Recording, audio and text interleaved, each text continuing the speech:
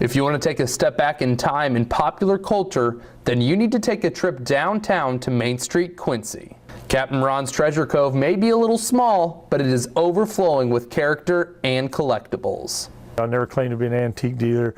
I just love being surrounded by stuff that I grew up with, stuff that kept me entertained as a youngster.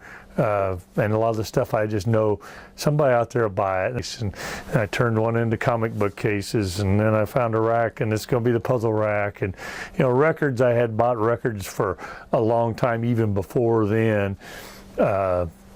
I just had so many of them, and I was like, a lot of people are like, oh, that'd be cool if you had records, and I'm like, man, they're all in pretty good shape, and I just started accumulating more of those and more of those, and so I kind of combined it all. It's all pop culture. If you look that terminology up, it doesn't classify anything in particular, but it all falls under that. So Ron's favorite part of the business is just how the items in the store bring back so many memories to the customers, just like they did for him.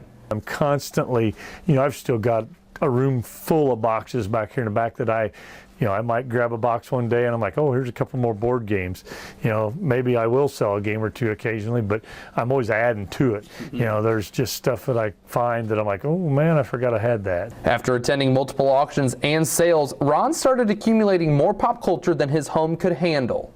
Had a baseball card shop in the mall for a few years, and when I closed that, I started selling stuff online just to thin that inventory out, and then I started buying stuff.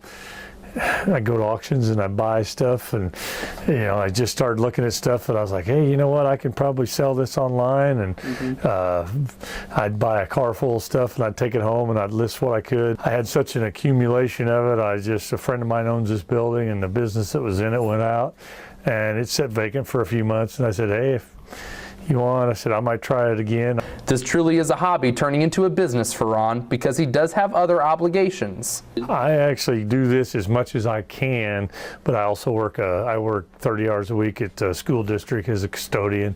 Have to keep some of the bills paid. This is fun. I'd love to do this all the time.